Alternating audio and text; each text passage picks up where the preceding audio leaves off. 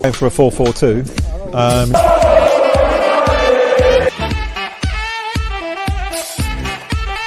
He didn't know what was going on in the room. Elias managed to refrain from swearing.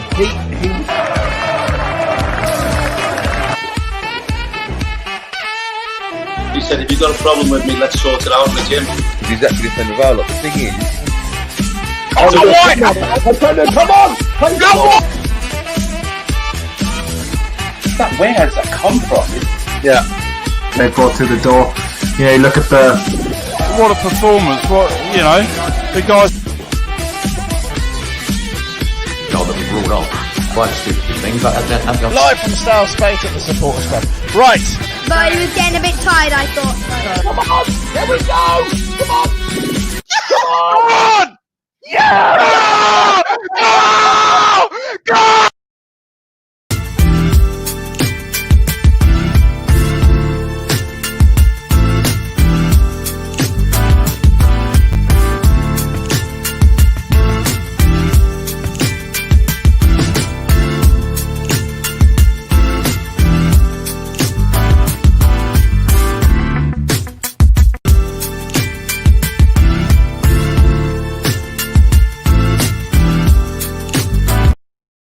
Saeed Benrahma is a West Ham player. Welcome, Benrahma.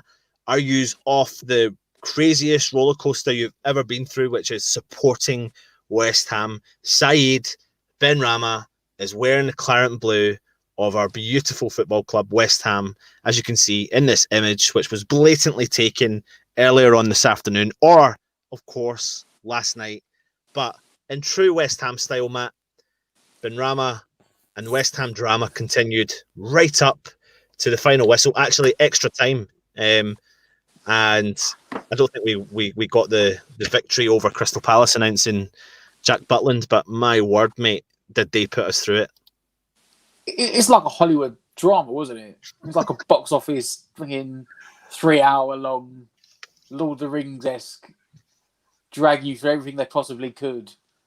Absolutely. You know, it was toss and turns, swerves. You know, it couldn't have written it like it ended up being. It was just mental, wasn't it? From start to finish. We're here to do a transfer video and a welcome. We've done several videos today, actually, probably more than we normally do, but they were all relevant videos, to be honest. And fair play to you, Matt. You sat on a stream for a solid 3 odd hours and gave everyone as much of the notice as possible to what was going to happen today. At one point today, West Ham fans potentially thought we were going to bring in Benrahma. We thought we were going to bring in King. Then we knew we lost King. Then we knew we lost Benrahma. Then we potentially got Benrahma back again on a permanent deal. But then we had to take him on loan. Then there was an obligation to buy. Then there wasn't an obligation to buy. Then there was an option to take him on for a buy. Then we decided, no, let's not take him at all. Then the medical failed. Then he had some drugs in his system. Then King was pulling up to the Olympic Stadium. And then finally, the deadline goes by and we had no fucking idea what was going on. And bang, we announced it just like that. I hope that's me giving you a rundown of exactly how today went. Sounds about right, yeah.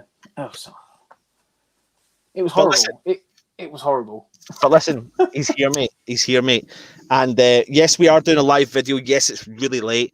But it's just the only way sometimes it works. We've had so many videos go out today and we just have to go with the flow and give you a welcome Benrahma video. So tonight's video is all about what he can bring to West Ham, what he's done in his past.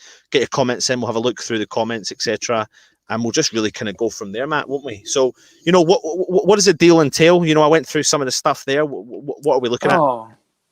So it appears as if we finally settled on the loan with the obligation to buy. So we have to buy him. In fair play Brentford, because it come to the point 20 minutes before the end, it was like, oh no, it's just a straight up loan. Yeah. And Brentford rightly put their foot down and went, no, it's not, because there's no benefit to them, is there? And there's no benefit to us really having on loan just for that. So it's a £4 million loan fee, which they'll probably get now today or Monday. How the banks work. £4 million loan fee, and then we've got to pay £21 million next summer. We have to pay to make it permanent. Matt, me and you spoke back beforehand. Do you think there's an element of Brentford have pushed the deal to be that way because it means that they feed, or West Ham saw a bit of weakness, knowing that we're in terrible, maybe it suited everyone. West Ham didn't want to pay the fee this summer, and Brentford are needing to make sure that they have an income for the next season. You're talking about £21 million going into their pocket, whether or not they're in the Premier League or remain in the Championship or even drop down a league. They've got a guaranteed £20 million coming in. Yeah, see, I still think it will be instalments because it seems to be the world we're in now, especially with Championship teams that get significantly less money than we do. Let's not forget. I mean, the drop down from like League One to Championship is from about 10 million in TV money down to about 2.5 million. But the Premier League, you get like £100 million in TV money for finishing bottom. So from the Premier League to the Championship, you're looking at a £90 million drop.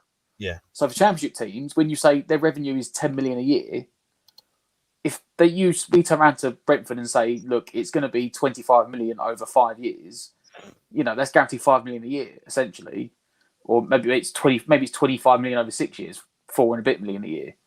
But that's guaranteed revenue at 40% more than they normally get. So they'll be happy to take it. And I think everyone today wanted the deal done. That was the thing that I always thought, reason I thought the deal would get done is Brentford wanted it, the player wanted it, and we wanted it. Yeah. And it was just a case of organising the money. And I would say fair to Sullivan, but he's done them over naughty, but he's got a better structured deal for West Ham out of it, which essentially is his job. Well, I don't even really know if he has done them out of a naughty one, to be honest, because I think, like you said, mate, it maybe suits all parties, to be honest. They're trying to sustain, clubs are trying to survive during a pandemic, and this may be the one way of making, two clubs dealing with one player, an asset, and making the deal, making it the money travel further. It's the same amount of money, whether it was now or in the future, but at the end of the day, it's spread out, giving the club a consistent income, which will help their figures, It has done, and I think that's probably what that's what I think was at the end of it is where Brentford put their foot down and said, no, it's got to be an obligation. Yeah, because that still guarantees them the money. Yeah, of course. The just the straight up loan that apparently was rumoured like half hour before the extension finished, which just sounded mental for me because that was like all you've done is put him in a shop window for someone else. Yeah. Didn't really work. It wouldn't have been beneficial to them. At least for Brentford, they've got 4 million this year. And then, like you said, they've got 4 million again the following year and the following year and the following year. Yeah. And I think you're going to see a lot more of that in the coming windows, in January and next summer. Because don't forget, this financial fallout from COVID is going to take 2-3 years. For football, at least, it's going to take a couple of years to get back on its feet. I mean, the actual economy is going to take decades. The amount of we've borrowed, the government's borrowed. But for the English football system, it's going to take, especially the Premier League and the Championship, it's going to take a few years to balance itself out again. It's still not over. No, exactly. We're still in it. It's not finished yet. And as I said, if it finished this winter, you're still going to look at 2-3 years when it finishes to balance out. So for the Championship teams, if they can get a steady income guaranteed from a Premier League team for a player, like West Brom today signed Grant from Huddersfield, and they've said to Huddersfield, you can have he's paying 15 million for Grant over 6 years. West Brom are getting 2.5 million a year for 6 years, which again is 25% of the TV income in the Championship. So that for them is a significant amount of money to be guaranteed for the next 6 years. Yeah. Absolutely, mate. Listen, shall we go into a little bit about Benrahma and let people know what we are bringing into the club? So I'm going to go through a little bit of a history lesson when it comes to Benrahma. So he did start off his youth career for Algerian club NRB Bethoual. I'm terrible with pronunciation, so I do apologise. Before moving to France and joining Balma, Colomiers, and then League One club Nice in 2013. And we do have a few images of his earlier career when he was at these club. But he made his professional debut under manager Claudio Puel, who we all know really well, during the 2013-14 season, but he played most of his football for the club in the reserve team, from where he made 37 appearances, scoring 11 goals between 2013 and 16. He scored 1 goal in his 3 first team appearances during the 2014-15 season, and scored a further 2 in his 15-16 season. Ankle injuries and the arrival of a new manager led to Benrahma spending a large portion of his latter career with the club away on loan to League One club Angers and then League Two clubs. So he's kind of travelled the lower regions of the French leagues during that era. And he then departed Nice to, of course, what I should say is, in July 18, having made 18 appearances, scoring 3 goals for the club. And then in July of 2018, he joined Brentford for a reported fee at the time of £2.7 million. Of course, Matt, he's been undoubtedly Brentford's best player last season in helping them to the Championship's playoff finals, where they eventually lost to Fulham. He got 17 goals with 9 assists, and he was one of the productive players in the whole division. And he's definitely, in my opinion, one of those players who are bound to make the step up to the Premier League.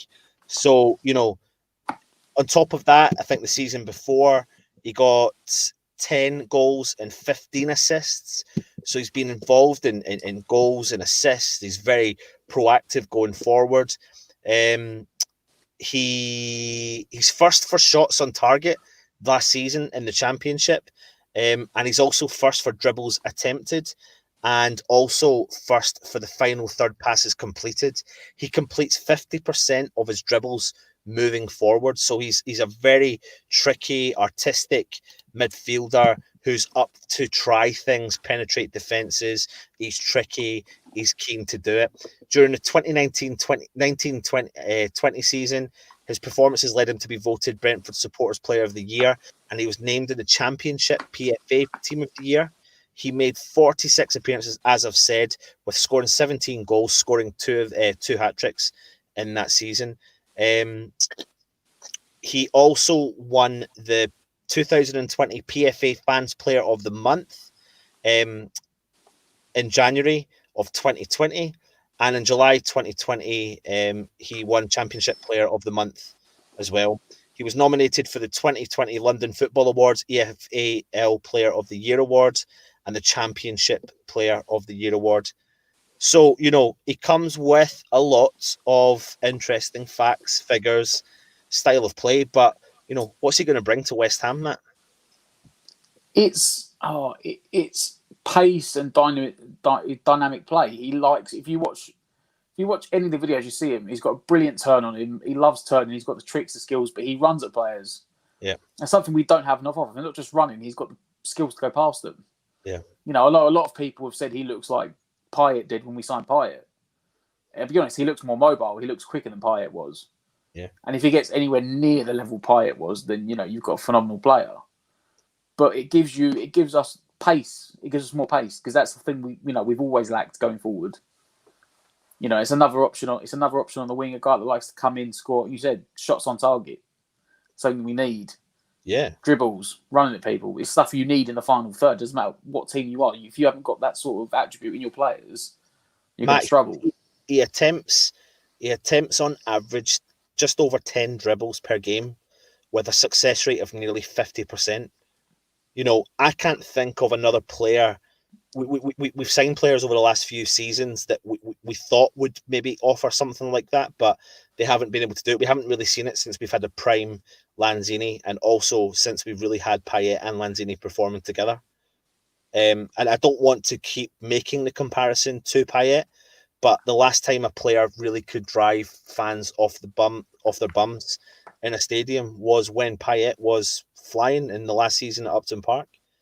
And I do think Benrahma has the ability to get bums off seats. The thing is, what we do need is fans to be patient with him, because yourself though, Matt, like, how many times have we tore a player apart because they haven't tracked back? Yeah. Benrahma, that's his negative side of his game. The massive but to that is, though, can we perform with the squad we've got, with the players we've got, with a player like Benrahma? Because we're talking here like Benrahma's going to be starting week in and week out. I have no doubts, Matt. I genuinely think once a player hits doesn't have a bit of form, or a player gets injured or suspended, that I think Benrahma will come in and I think he'll get a run of games. I'm hoping, that he can perform to the level of, say, what Bowen is doing. But he's got at least aim to that, because I don't think Bowen's setting like the standard now. Because don't forget, Bowen was probably like second behind him. Yeah. In overall wingers last year, I'd probably say for the best wingers in the championship last year, in no particular order, you're probably looking at Benrahma, Diangana, and Bowen. Yeah. And we signed 2 of them and sold the other one. So he's going to have to look to Bowen. It's going to be interesting because you said Moyes. I'm sure Moyes and defensive coaches will get him on the tracking back. But when we had Payet didn't track back. The rest of the team knew that he was so good and so influential going forward. They've done the rest of the work for him. And if we're playing with the 5 at the back with the Creswell and the Masuaku, and you've got maybe Benrahma in front of the 2 of them, then maybe he doesn't have to track back as much. Yeah. But it's something he's going to have to work on. But that's nature of when you go to the higher level. Salah and Mane at Liverpool track back. Yeah. He's going to have to learn it. I mean, when you're a very good player in a league, when you're above the rest, you can afford not to do it. And in the Championship, it's not nowhere near as clinical. So if you make a mistake, it's 1 in 5 they might score. With the Premier League, it's like 1 in 2. Yeah. You don't get away with those mistakes. So he will have to learn that. But we haven't bought him for that. And that's what fans are going to have to give him the time for. If he doesn't track back the first game and we give away a goal because of it, you're going to have to learn, well, he's not built on tracking back. Yeah. He's built on running at players and creating and scoring goals. Yeah, and that literally is what his game's all about. That's what his whole career's about. You can sit here and talk about the fact that Sullivan wanted him and Moyes didn't want him. We'll never know until the manager speaks out and actually says this is exactly what it is. I don't really particularly believe that the ITKs will know what's actually going on in terms of whether or not, we didn't really know until Bilic spoke out and said that Payet was brought to him by Sullivan, but he still authorised the signing. I do believe Moyes has authorised the signing, if I'm being brutally honest. And does he add value to our squad from what we saw? Yeah, he does. Is he exciting? Like you said, he's quick, dynamic, incredibly skillful. And it makes it really hard for defenders to deal with. And like I said, Matt, we've not had a player like that for such a long time, and it's what we've been craving for such a long time. And add that to the setup that West Ham have got, the penetrating passes, with the mindset that Antonio's in, and the mindset potentially, Haller. You've got the people commenting saying, why did we get rid of the youth player Diangana? But the only thing I could say to that has been Benrahma's been performing for 2 seasons consistently well, yeah. Consistently well, international level. A lot of clubs in and around Europe have been fancying him, I suppose. People may turn around and say, well, how come West Ham have got the deal through and other clubs didn't? I don't know how it all works, if I'm being brutally honest. And, But clearly, I don't know if maybe it got to later in the window. I think it got to later in the window and they needed the money. Like I said, Boris said everyone that start of October, people will be back in. And then when it got to the last week of September and you could see the rates going up again on infections and weren't going in, all of a sudden the Championship teams were like, we need to sell players because we need to raise that money because that money's now just been told it's not coming in. So, for Brentford, it's like, well, what's our best asset? You don't want to fire sell a whole team if you can sell one player. Yeah. So if they can sell one player for 30 million, but then you look at the other teams and what teams was he linked to? I mean, Chelsea. I mean, again, do you believe all the links? Chelsea, Arsenal. But even if it was true, Chelsea brought in Havertz, Werner, Ziyech. Where would he fit into that team? That's a front 3. Yeah. Not to mention, Hudson and Doy, Tammy Abrahams, Mason Mount. Like, he wouldn't have fitted in that team. Yeah. Arsenal, Lacazette, Aubameyang, Pepe. Again, he wouldn't have fitted in it. And then there's only certain teams he would fit. Like, he wouldn't be a Man United player. I mean, there was rumours of Crystal Palace. I could have seen him maybe at Everton. I think he might have done well at Everton, the way they play. But obviously, if he ends up with us, we were obviously the only team that come in for him. Yeah. I mean, I'm not one of these deluded fans. I have no doubt that, you know, if Everton had come in for him today, he would have gone to Everton over West Ham. Like, he would have done. You look where Everton are in the league at the moment and the players they've bought. I think it was just for Brentford. They didn't have a choice. You do need to wait up as well, and you probably need to look at the situation of would he have played and what amount of game time. I don't for 1 minute think that players. I kind of am starting to think that within reason, gone are the days that, you know, Joe Cole will happily sign for Chelsea and sit on the bench. Sorry, not Joe Cole, Glenn Johnson. You know, players like that who take hits. Like, you understand why Robert Green does it. Done it. You know, that's different. He's at the tail end of his career. But Benrahma's 25 years old, mate, playing at the top of his game, international level, sought after young lad. You know, well, the money's different now. He's not coming to West Ham to sit on the bench, mate. He's not coming to West Ham. Back in the day, you know, like Glenn Johnson went to Chelsea because they gave him stupid money at the time. Whereas, don't forget, I don't know how this contract works for his loan move. I don't know how that works. I don't know if he's still getting the new money now or he has to wait a year to get the money. But obviously, the contract he's supposed to be signing is 5 years at 45 grand a week, which is tripling his wages. Yeah. But anyone in the Premier League could afford that money, but you can't afford that in the Championship. Yeah. In the Championship, anything over 20 grand a week, you're struggling to afford to pay. Unless you're looking at like a Benrahma who's going to get you 30 goals a season, scored and assisted. So for West Ham, you know, don't forget, I mean, the other option we were looking at was Josh King. Josh King was on 45,000 a week and wanted anywhere from 90 to 130. So you're bringing in Benrahma for a bigger fee, but you've tripled his wages to what is still comfortably, should we say, in the bottom third of earners in our team. Yeah. So you said it is the money, but he's also got the playing time, and he wouldn't have gone to us just for the money because the money wasn't really an issue for a Premier League team. Yeah. It's the playing time. But like I said, I don't think anyone else was interested. There was rumours Palace and Aston Villa were in, but Aston Villa spent so much money this summer that they needed to sell to bring anyone else in. Matt, talk to me about what you heard as well about his signing on fee from Brentford. Oh yeah, so how true this is, but obviously I've read it and I hope it is true. It sounds like it is. I know someone else in the chat was saying that he put in a transfer request to force the move through, which apparently he did. But a player, if they don't put in a transfer request, they're entitled to a 15% loyalty bonus. Yeah. Which is why apparently the deal nearly fell through a couple of days ago because they were arguing over it. But at the back end at 5 o'clock, whatever, when they're trying to change the deal to a loan to buy, Benrahma was apparently told Brentford that if they let him have the deal and let it go through, that he'd give up his loyalty bonus to give to Brentford staff. Brentford got over 100 staff, and between them, they're sharing out that loyalty bonus. Yeah, 15% of his transfer fee. If that is true, like, fair play to him, and he, I've seen images of him. He does seem like a humble lad. His mum's there. I don't know if it's his brother that's there. You'll also see from the images that they were taken during the day, in the daylight.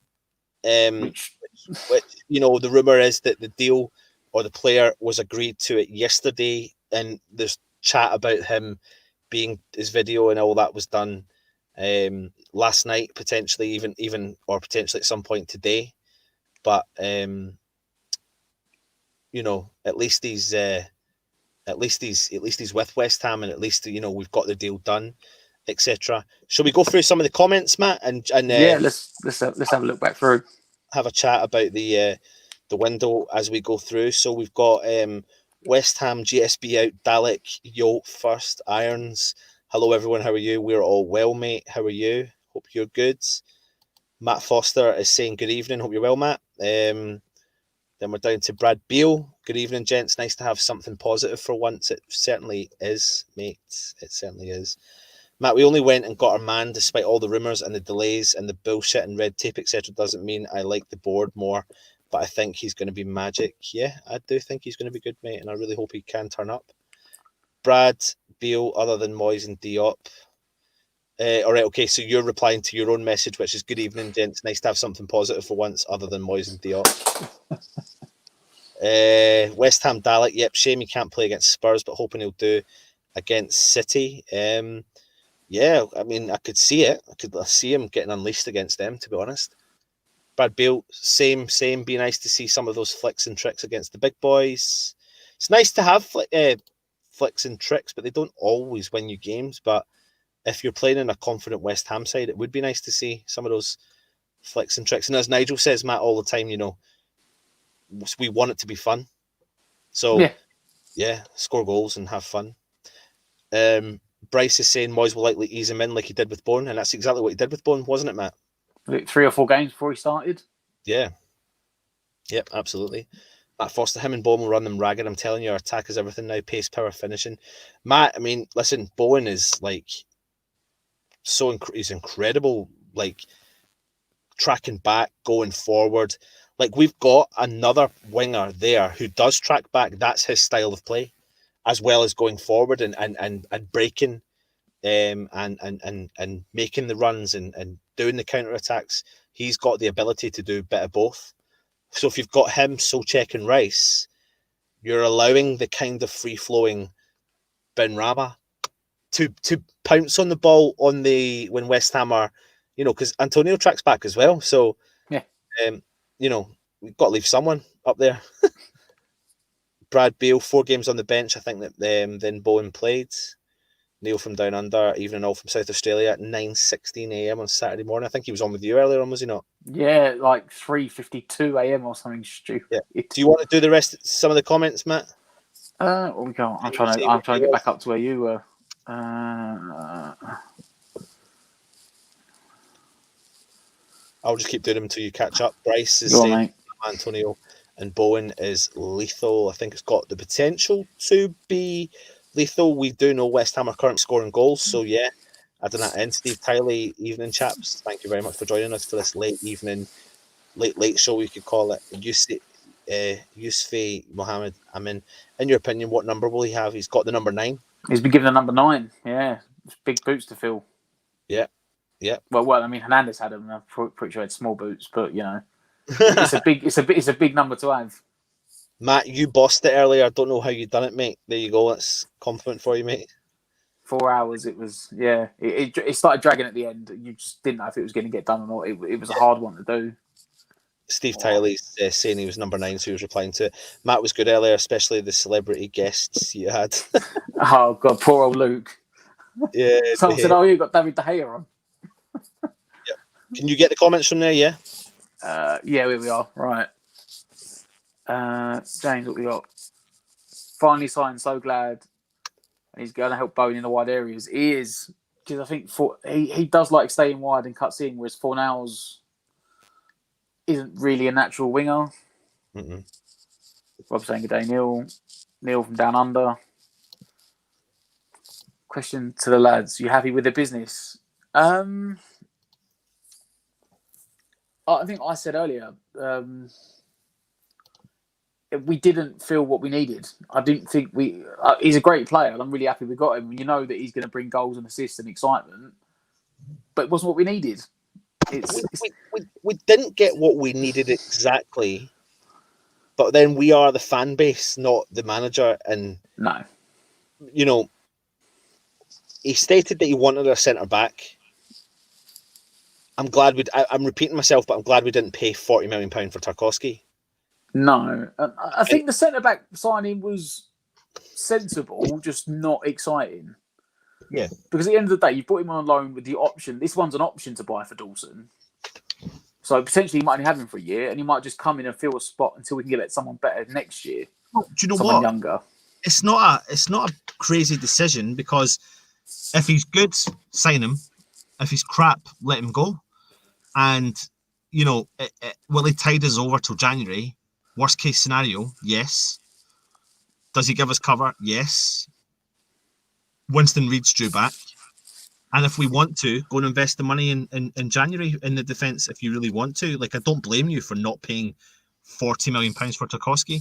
And then you said, Matt, earlier on, left back, strength. We need to strengthen in that position. But then, we've got Creswell, we've got Masuaku, we potentially got Augie, we've got Ben Johnson. players that can potentially cover it. When you start to really dissect that area, it's maybe not as awful on paper. I suppose that a position we probably should have strengthened in was, like you said earlier on, the centre midfield. Because, I know we've got Mark Noble. I get it. The but is, though, Declan Rice and Souček are at their prime. Like, they're not at the prime. They're, like, so young and fresh and capable at that level for 90 minutes, game week in, week out. We've become so reliant on that midfield duo that we don't want that midfield duo to be broken up. This is going to be the problem when it gets broken up. Is how are we going to handle it? And that's why I thought we needed someone else in.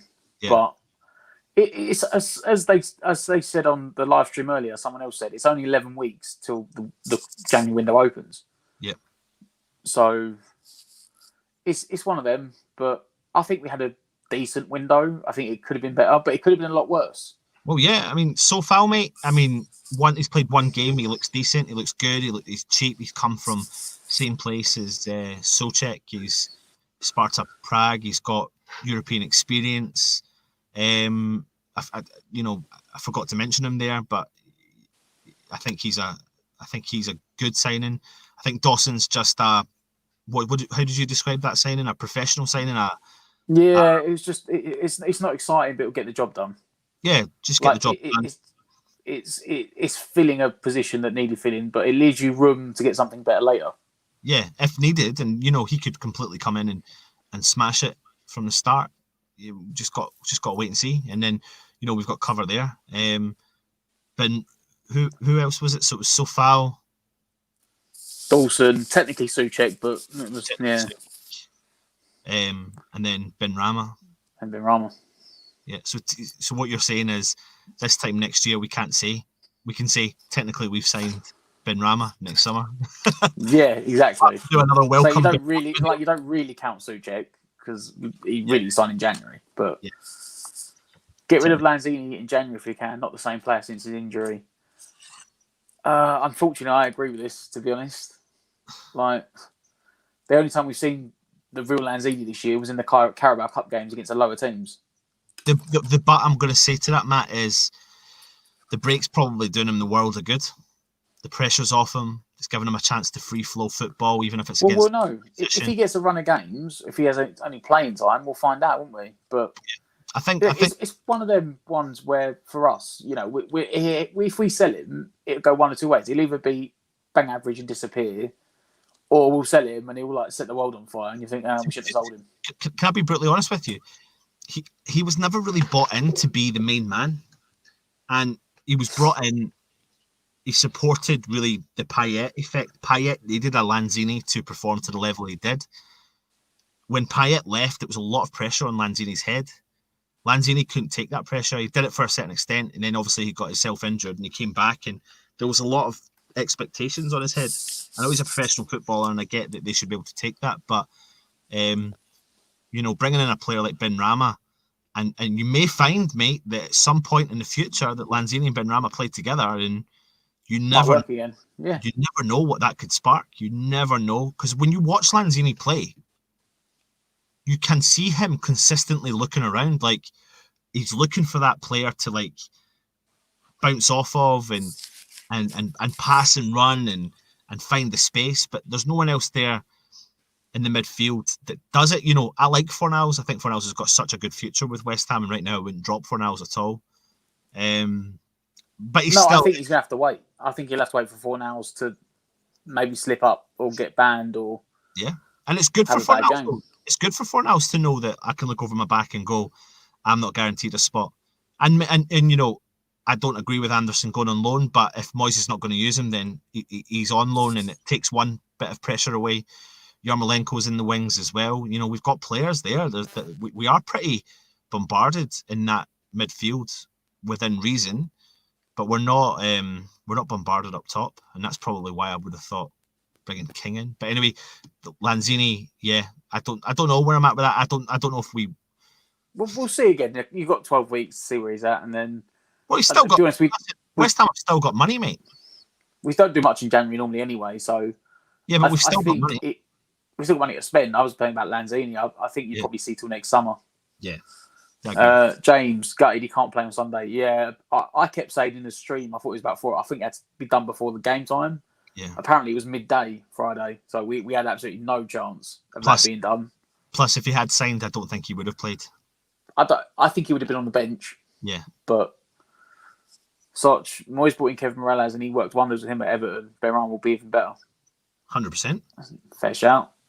He is. Yep. And he did work. You know, he did do really well with Morales. He's a guy I always looked at and thought I'd love him in the West Ham shirt. Yeah, definitely. When he was in his prime at Everton, not towards the end when he sort of disappeared. Yeah. But Benrahma and Bowen running down the wing, excited. It is, mate. If they can get them fit and get them going, I mean, the ideal world, we'd play a back 4 and we'd play 4 hours in the middle with the 2 of them. But I don't think we're going to get to see that anytime soon. No, we're too reliant on Souček and Rice. He's developing an all-round player at West Ham. He's got attacking 100%. At West Ham, we have to learn to track back and defend. Moyes will make sure he does it.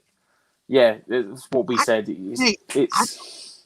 I know Moyes wants a hard-working player, but I don't think every player needs to track back. I really don't believe it. I don't believe it for 1 second. You know, if you've got a player with such a talent, why mould them into something? I get that Moyes has got the ability to mould a player, but do we need Benrahma to track back? Well, this is the problem that we have with Anderson. That's why Anderson becoming ineffective, because Anderson spent all his time tracking back. Yeah, I don't think you have to track back all the time. I think you need to pick and choose and know when to do it and when not to. Yeah, which is maybe what he can do, but you don't want to wait. He doesn't want to waste all his energy going backwards. No. Mark, when everyone from the Gold Coast just woke up after a big night. Great news for Benrahma. Our attack has improved immensely. Good morning, mate. Hope you're well. Well, morning there. Definitely night time here now. Yeah, what time is it over there? Let us know.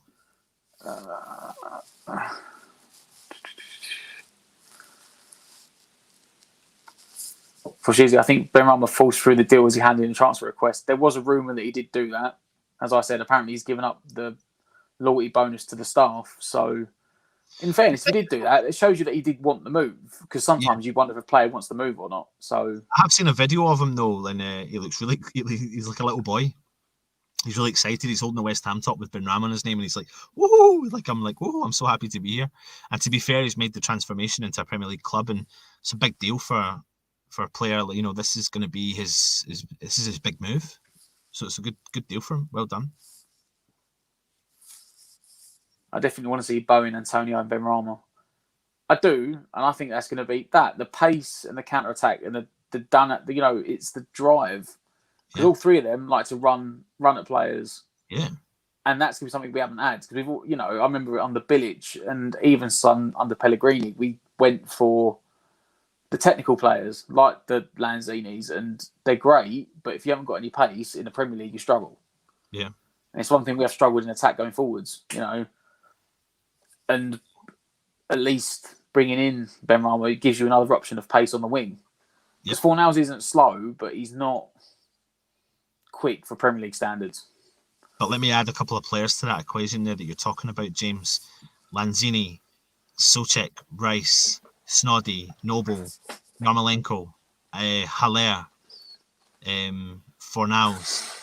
That forward line is starting to, and that's not us even mentioning players that have gone out on loan or, Anderson, etc. So we'll see. 15% of his year's salary. Oh, that's what he had. That's what he donated. That's what the fee is. Wow. Yeah, really. Still, cool, 50. I mean, for the average person, 15% of your year's salary is, for me, that's a lot of money. Like 50% of a year's salary. But yeah, James, he's gone from 13k a week to now 45k a week. Yeah. But again, for Premier League money, that's probably below average now. Yeah. I remember back in the day, like when I was a kid, 45 grand a week, you were talking about the best players and owners in the Premier League. Yeah. When I was a kid, but now I was like, that's not even probably bang. That's not even the average. That's like slightly more than the Chelsea academy players are on. Yeah. But our player that's only been in 13k a week, it's huge, mate. Yeah, it's massive now. There's actually quite a large Algerian community in East London, so he could settle in there quite quickly. Didn't know that, but That's the other thing about maybe moving from a club like Brentford to West Ham is it's not too far. But if you look at a club like Everton, it is a little bit further away. Do you know what I mean? Like going up north in comparison to where he was and his surroundings, etc. So, yeah, no, I'm excited by him. 100% excited by him. Epic said there's only 2 proper wingers, Fornals and Bowen, so now there's no need to play slow-ass Snodgrass, Lanzini or Yarmolenko. Oh, I think you've done Yarmolenko a bit harsh there. I think Yarmolenko's all right. Snodgrass, I kind of agree with, though, but I think that's why Snodgrass moved into the middle. Yeah. I mean, don't get me wrong, like, again, Yarmolenko's not quick, but he's got enough about him. Like you saw in that goal we scored in the Project Restart against Chelsea. There's enough in him there. Do you know what else, though, mate? I'd like to see is Alf made the suggestion ages ago about giving Snoddy to be a bit of cover in the left-back position.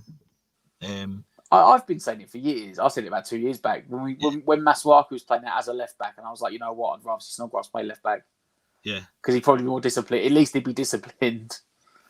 But then again, he'd probably be like Creswell. To be honest, he'd probably get skinned 9 times out of 10 for the pace. 100%. Apparently, Liam. Apparently, we're getting 45 million new fans with this signing. GSP will be making millions with shirt sales. Well, I mean, I'm intrigued on this one because I'm going to try and find out Algerian.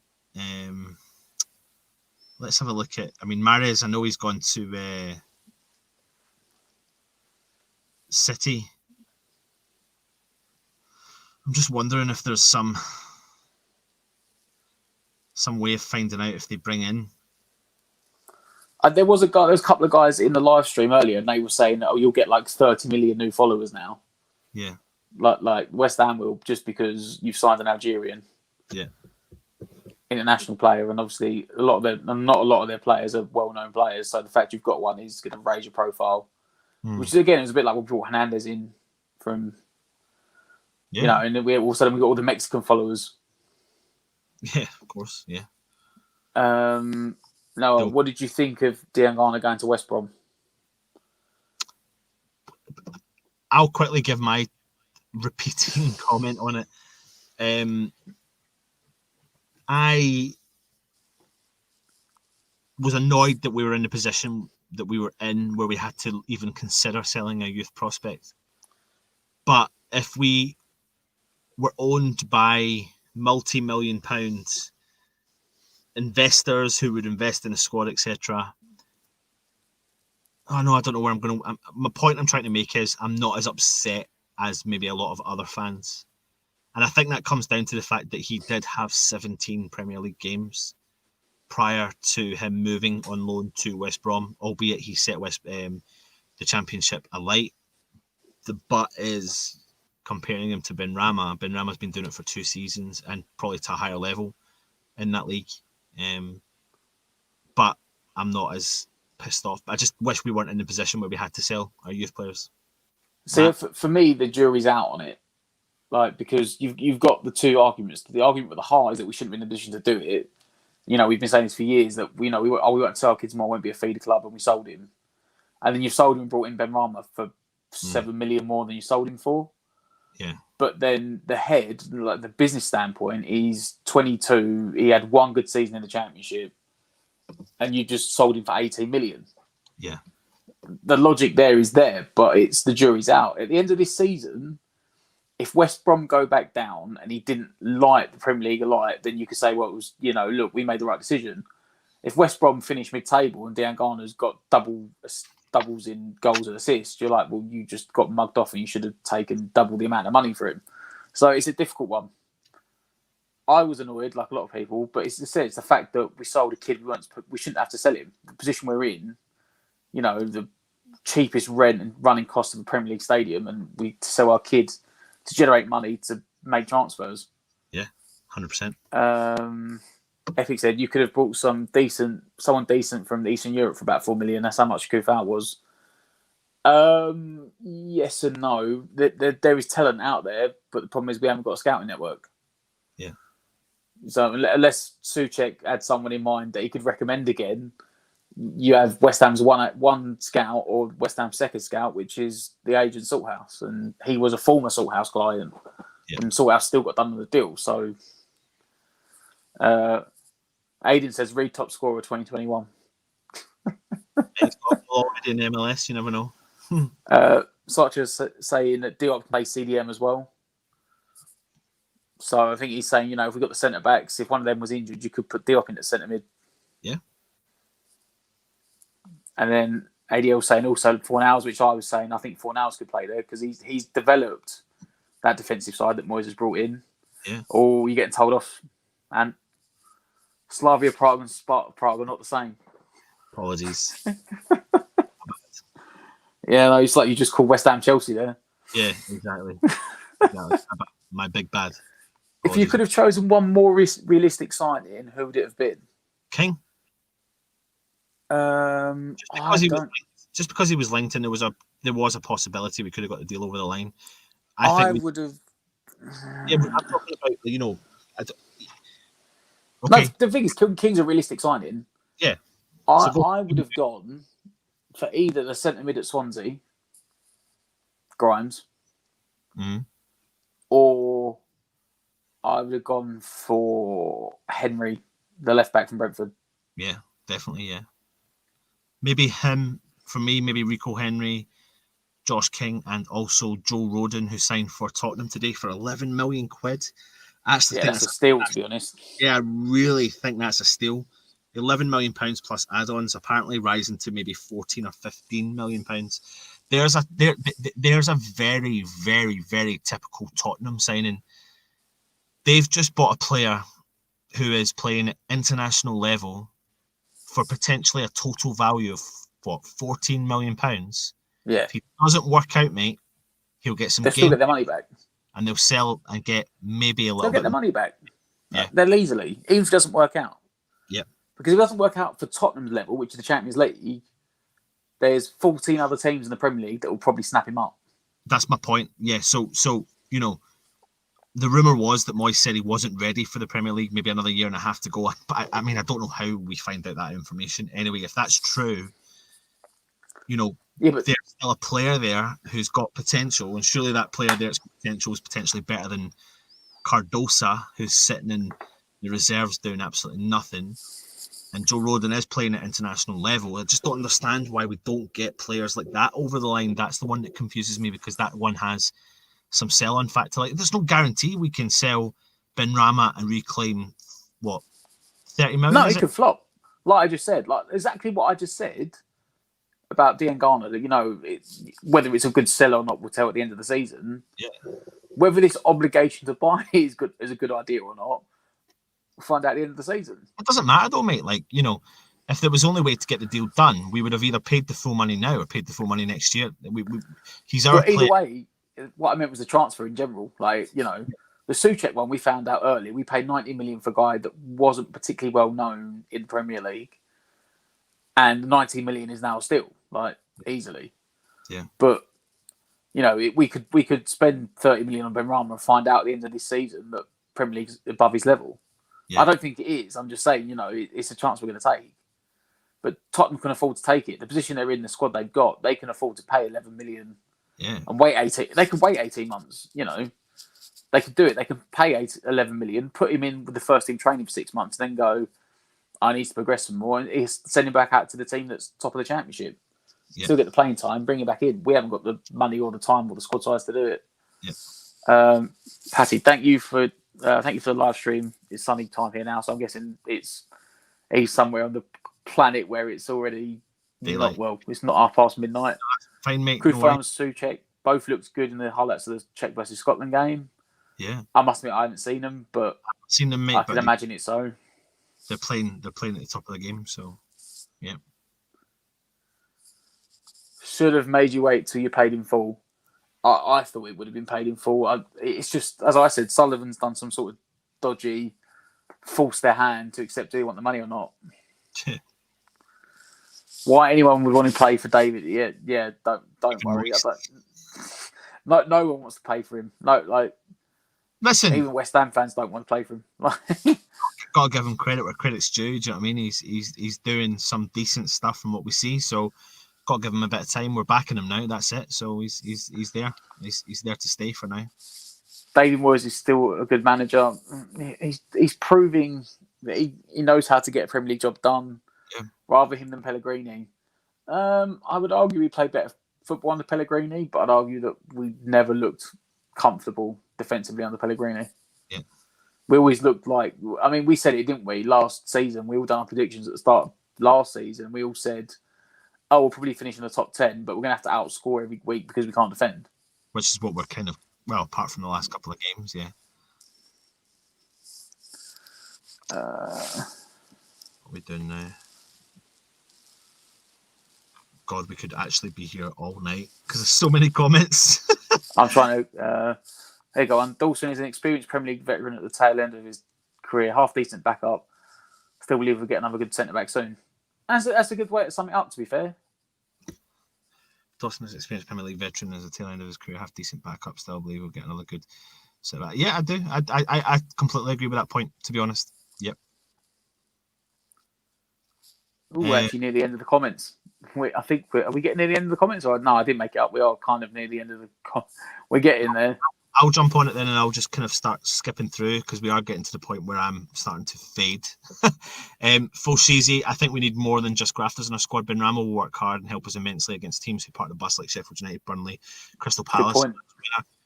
Very good point, mate. Like, you know, one thing I think with Benrahma is we won't have a static forward line, and I don't think he's gonna try things, and as long as we've got players to back up, then. Yeah, I think it's going to be a good one. Mark Davis with his speed, leave him up front to pounce with Bowen, and Antonio will follow him close. Yeah. Does the addition of Benrahma unlock Haller?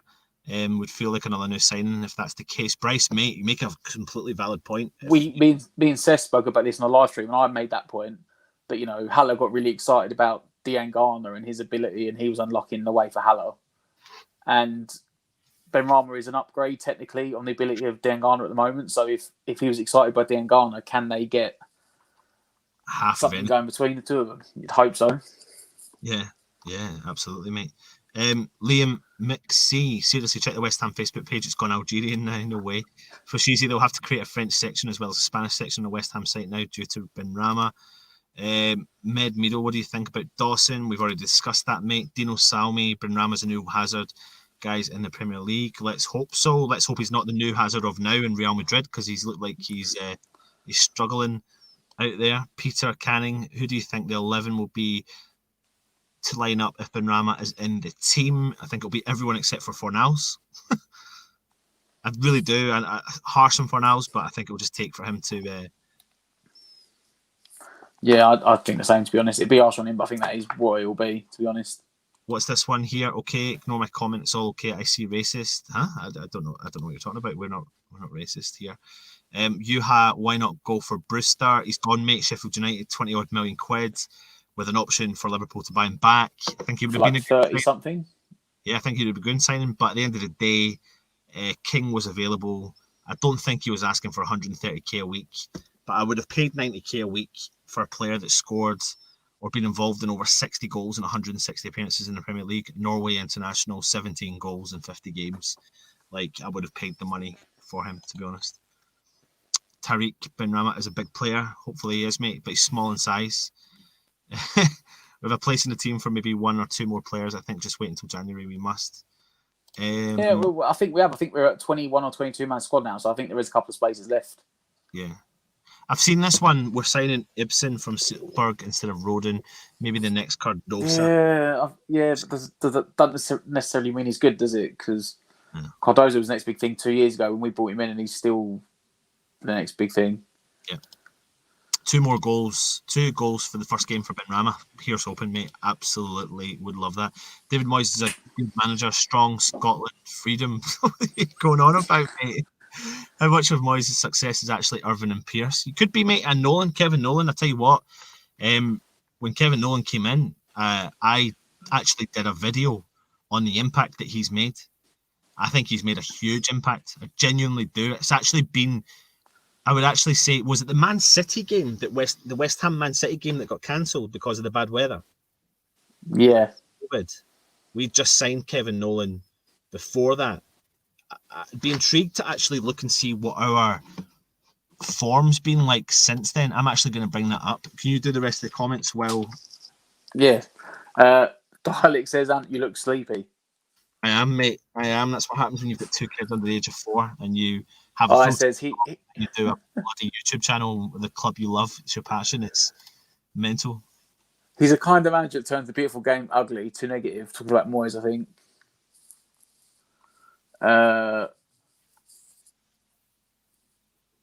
Anton's been smoking greed tobacco, apparently. No, I've not. Right, Neil says all round. I think we've done well. I feel more confident than I did a few weeks ago. Right, let me let me just run this by you here. So I can't remember the exact date that Nolan came in, but the game was cancelled. I can't remember when it was rescheduled, but the game we played against Man City, I think we performed reasonably well in that game, if I'm right. If you get me right. The 19th of February, West Ham got beat by Man City 2-0. Then the next week, we played Liverpool and got beat by Liverpool 3-2, where we had a very good performance and were very unlucky. We then went on to play Southampton, where we destroyed them 3-1 at home. That was a great game. We were all there at that game. And then the next week was when the kind of start of the COVID and Mikel Arteta tested positive. We got beat by Arsenal 1-0. We were unlucky. Then we had Project Restart. We obviously lost the 2 games.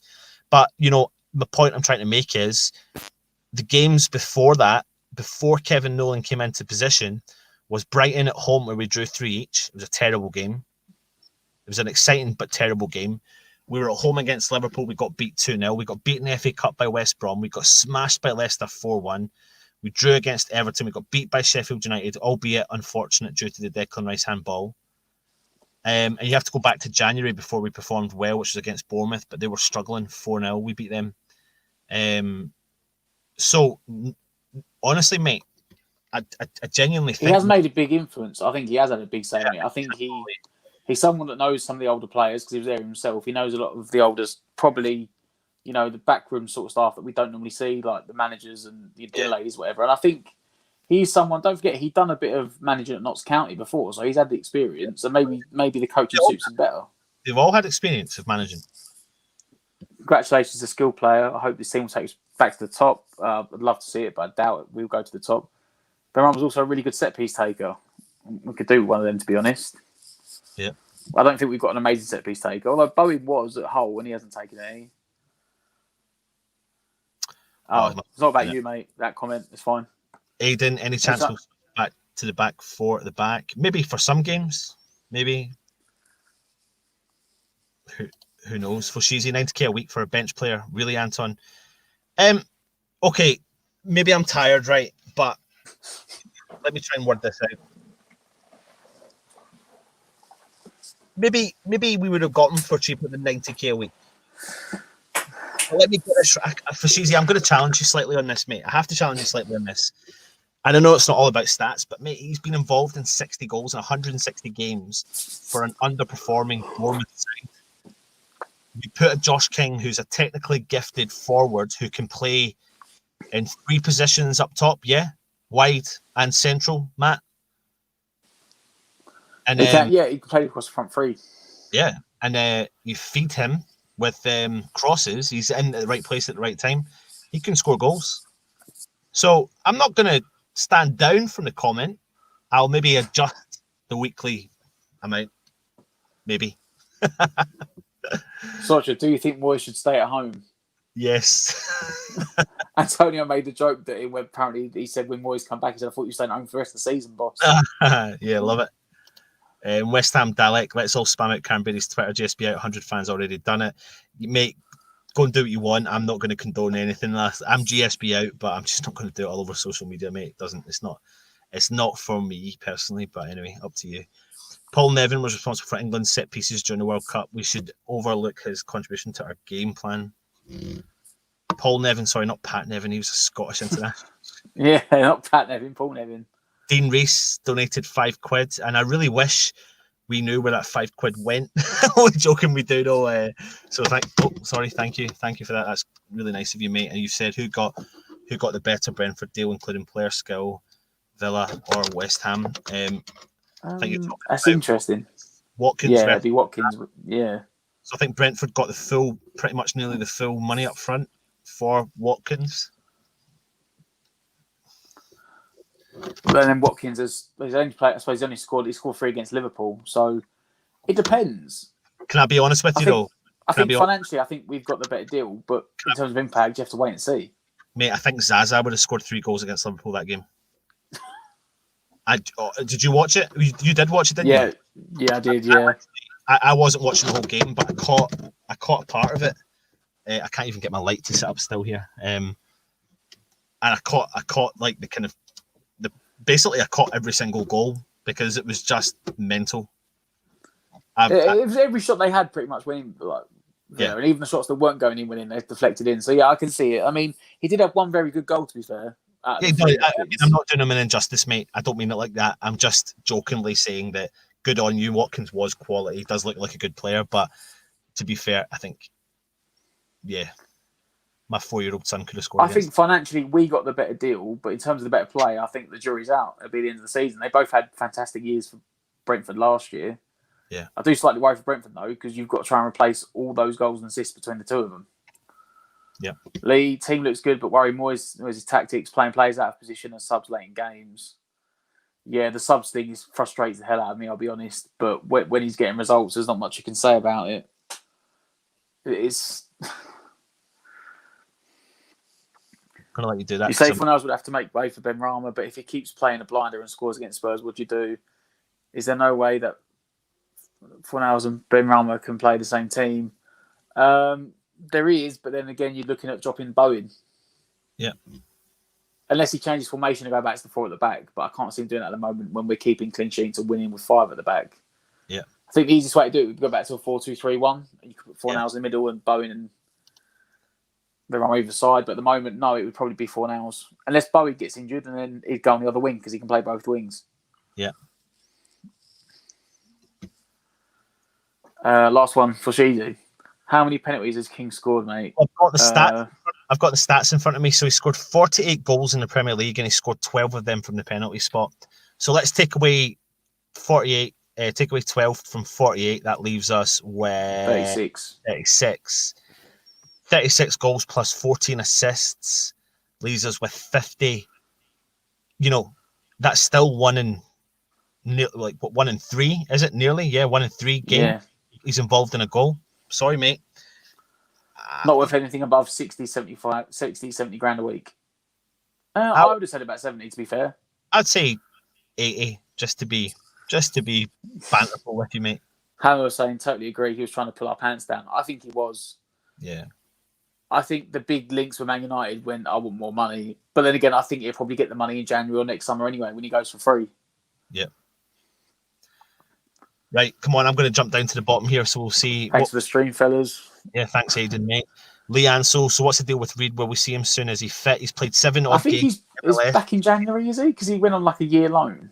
Yep. Well, he's played 7 consecutive games in MLS. He scored a goal, and he's played on average about 70 minutes per game on average. So he's looking all right, but it is MLS, so we'll see. We'll see what happens there. For Sheezy, I know it's all banter, mate. Well done, fellas. Great transfer deadline day coverage. Massive effort from Matt, especially. Yeah, thanks very much, mate. For Sheezy, I love you, really, Anton. Thank you, mate. And Lee Ansell, great show. Thanks for staying up so late. And thank you for the stream. And listen, thank you very much for joining us, Matt. It's been a long day today. Tomorrow night, or I should say tonight, Saturday night, we've got our Tottenham preview coming out live, so make sure you tune in like that. We've got George Akili, who's part of a 60k subscriber Tottenham channel, so he's on with us, so make sure you tune in tonight for that. That will be going out, I don't know what time, we'll try and work it out, 7:30, 8 o'clock maybe. And then we will have our match day live on Sunday, so bear with us. We don't know what's happening yet for it, but we'll work it out and we'll get you up and running for the match day live on Sunday. Matt, what time for the preview for Sheezy? I'm just going to say in and around 7:30, 8 o'clock.